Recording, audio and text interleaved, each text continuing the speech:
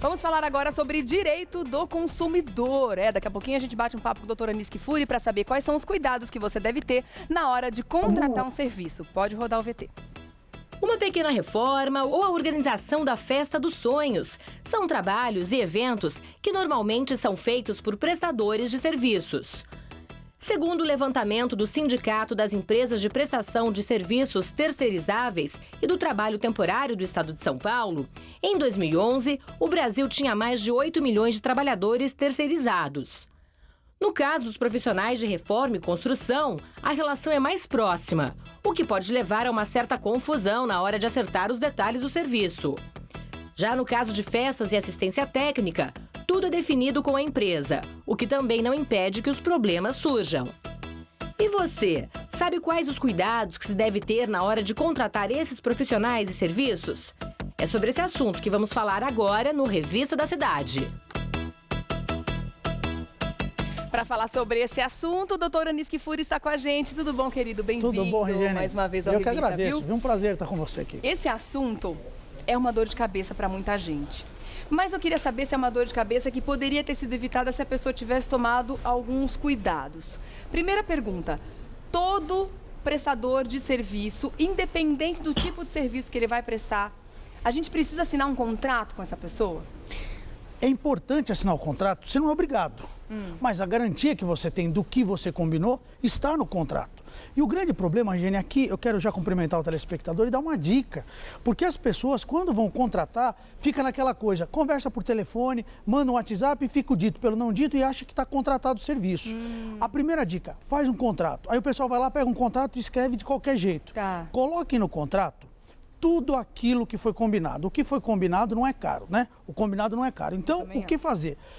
Vai ter fornecimento de alimento, vai ter garantia, qual é o tempo, porque o Código do Consumidor, ele prevê uma garantia mínima. Garantia, por exemplo, que pode ser de 90 dias ou de 30 dias. Para bens duráveis, 90 dias. Para bens não duráveis, 30 dias. Mas o fornecedor, por exemplo, pode dar uma garantia maior. Ou quero fazer um evento. E o grande problema, quando você contrata prestação de serviço, então você pega um encanador, um pedreiro, qual é o tempo de garantia que ele vai te dar? Ele pode te dar uma garantia maior. No mínimo, ele tem que te dar essa. Porque a garantia é prevista no Código de Defesa do Consumidor. Mas ele pode te dar mais. Se ele prometeu, coloca no papel. Vai parcelar, coloca no papel. A mão de obra, como que vai ser? Prazo de execução. Prazo de entrega, quanto mais detalhe tiver no contrato, melhor. E aí você evita a dor de cabeça. Quer dizer, você muitas vezes não vai evitar que a pessoa não cumpra uma dessas cláusulas, mas você está assegurado de pelo menos poder colocar esse contrato em juízo depois e cobrar da pessoa, né, o que ela deveria ter feito e não fez, né? Agora, quando a gente fala em contrato, a gente pode incluir também consertos, por exemplo, se vai uma pessoa na minha casa consertar minha máquina de lavar que deu um problema qualquer ali. A gente sabe que existem alguns serviços que ficam numa questão de maior informalidade, né? Nesse caso, eu também preciso fazer um contrato com uma pessoa que está prestando um serviço menor, a gente pode dizer assim, ou então a dica fica para que essa pessoa, caso precise tirar esse eletrodoméstico da sua casa, aí sim é interessante fazer um contrato, porque ela está levando o seu bem para algum outro lugar para realizar esse conserto. Como é que a gente faz em situações menores assim? Eu dou um exemplo para os alunos. Quando você vai na padaria de manhã e compra um pãozinho, você faz um contrato. Não escrito, a nota, né? Não escrito, mas você recebe o pão e entrega o dinheiro. É um contrato de compra e venda, mas não é escrito. Então, sempre que você tem um consenso das partes, em que um quer uma coisa e outro quer outra, é uma troca, você tem em tese um contrato. A grande questão é, tenho que fazer ele por escrito? E a sua pergunta é muito importante.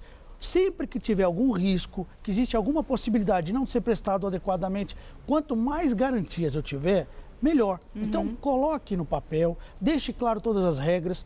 Vou mandar alguém consertar minha máquina de lavar.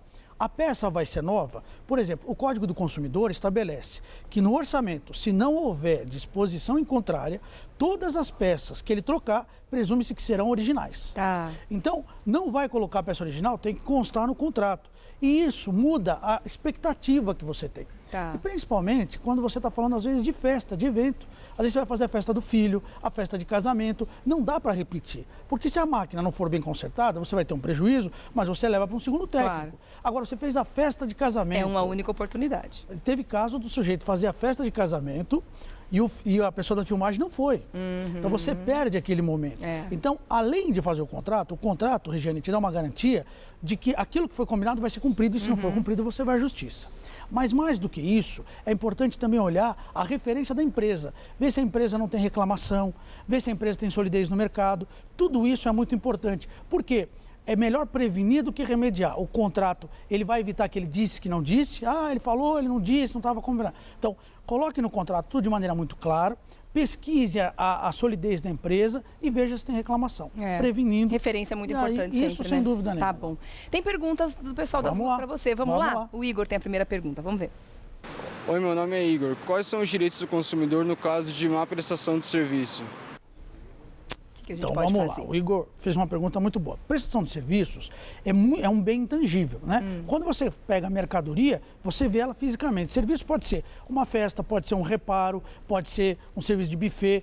Todos esses serviços, se não forem bem prestados, você tem direito a pedir a reparação, ou seja, a devolução do dinheiro que foi pago, ou ainda a restituição e a indenização por danos que a pessoa venha causar. Então, por exemplo, citei aqui o exemplo do casamento. Tinha uma prestação de serviço para fazer a filmagem, a pessoa não foi. Nesse caso, ele tem que devolver o dinheiro do serviço que foi pago, porque ele não realizou, e além disso, pagar uma indenização para a pessoa pelos prejuízos que ela sofreu. Então, sempre que houver um prejuízo, é importante que o consumidor notifique essa pessoa, diga, olha, você não prestou o serviço, mande com uma carta registrada no correio para comprovar que o serviço não foi prestado, para demonstrar e juntar o maior número de provas possível. E a partir daí pedir a indenização por todos os prejuízos que sofreu. Tá. A pergunta que a Juliana vai fazer agora para você, eu ia inclusive me adiantar, depois eu vi aqui que a gente já tinha essa pergunta colocada aqui, porque é uma dúvida que eu tenho, imagino que você de casa também. Dá uma olhada. Meu nome é Juliana, eu gostaria de saber se empresas e profissionais podem cobrar para fazer o orçamento de serviço? Isso é um absurdo. Gente, mas é tão comum que até irrita, porque a pessoa muitas vezes, preciso consertar minha máquina, vamos continuar nesse exemplo da máquina. Para ir na sua casa, para ver o que a máquina tem, ele vai cobrar R$50 ou R$100, dependendo do profissional. Gente, tá errado então? Tá, porque o que acontece é o seguinte, para eu poder vender um serviço, eu tenho que te oferecer uma proposta. Se eu te cobro para oferecer uma proposta, eu estou, na verdade, cobrando para fazer algum serviço.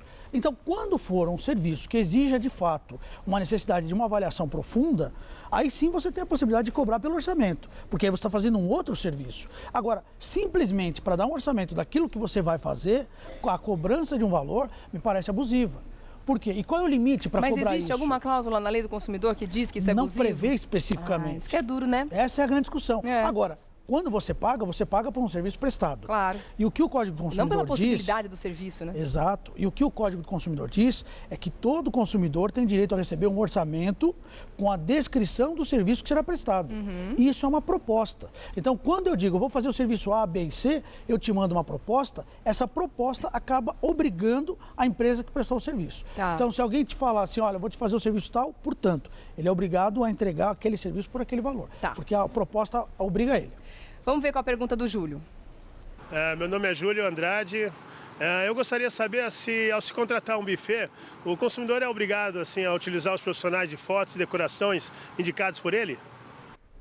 Boa pergunta. Não, isso é venda casada. Rola uma mafiazinha muitas vezes, pode, né? Você não é obrigado. Se por uma questão de comodidade, às vezes você tem um preço diferenciado, você tem uma condição especial e você tem interesse em contratar o conjunto, o combo, você pode. Agora, obrigado, nunca. Tá. Isso é a prática abusiva, vedada expressamente pelo Código do Consumidor e, portanto, eu tenho o direito de contratar a possibilidade do local do buffet, do buffet e tenho a possibilidade de contratar a filmagem, o serviço, tudo em separado. Não sou obrigado a contratar junto. Tá. Tem uma pergunta muito interessante aqui da Márcia Guiducci. Obrigada, viu, minha linda? Tá sempre com a gente. Aconteceu com ela o que aconteceu comigo uma vez. Ela disse que comprou um colchão e agora, depois de um ano, quer dizer, acabou a garantia do colchão, depois de um ano, ele arriou. Porque parece que existem uns produtos que você compra, que eles vêm programados, né? Para dar defeito quando a garantia termina. Aconteceu comigo, voltei no exemplo da máquina de lavar, deu para perceber que eu tive muito problema com a máquina de lavar. E aconteceu exatamente isso. Ela deu problema e falou, beleza, a máquina é nova, vou entrar na garantia. Quando eu fui ver na nota fiscal, tinha passado, 5 dias que acabou a garantia.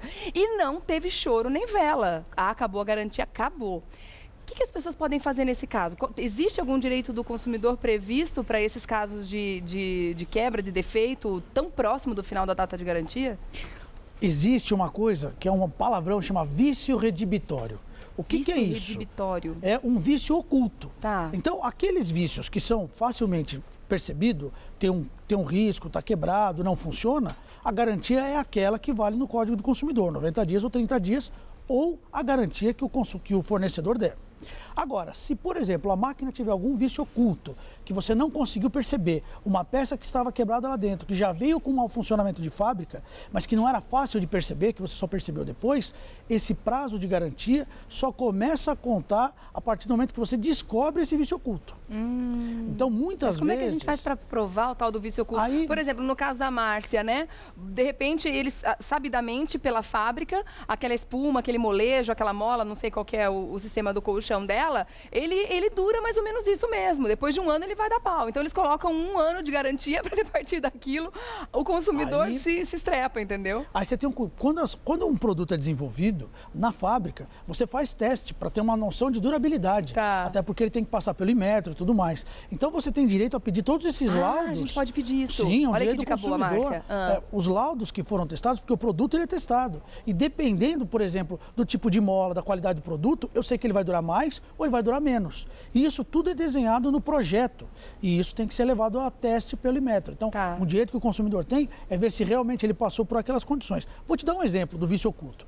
Eu, quando muito jovem, comprei um carro que eu ficava mais tempo com ele no mecânico do que rodando com ele. Isso acontece com muita gente, Cada mesmo carro esquina zero, que eu andava, eu quebrava. Mas não era usado. Eu comprei o carro, financiei. Não, mas mesmo zero? Acontece? Mesmo sendo zero ou usado, você pode imaginar que um carro usado ou seminovo, ele vai ter algum desgaste que é natural. Claro. Mas ele tem que se prestar aquilo que você comprou. E o que eu percebi depois que eu comprei esse carro, que eu tinha entrado numa furada... Você ficava com o carro mais tempo na oficina do que fora. Mas por quê? Porque ele tinha um monte de defeito oculto, que eu fui descobrir depois. Então, a hora que você abriu o motor, viu o amortecedor, você via que tinha uma peça que não era original, que estava com uma gambiarra. Então, tudo isso é o chamado vício oculto. Então, você prova levando um laudo, mostrando o mecânico, tirando foto, que ali era um vício oculto. E aí a sua garantia começa a contar do momento em que você descobre a falha. Tá certo.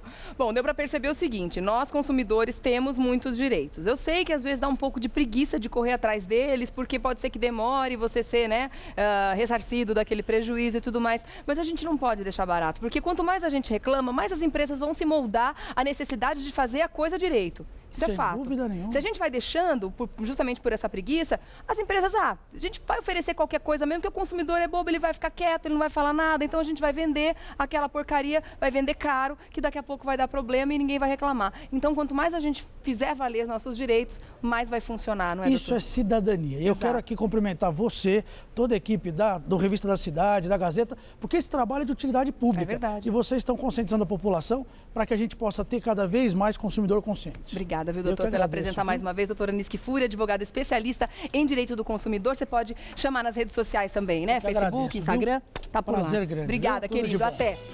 Vai voltar logo, com certeza, porque é sempre muito bom esse bate-papo, né? Pra gente se conscientizar realmente. Agora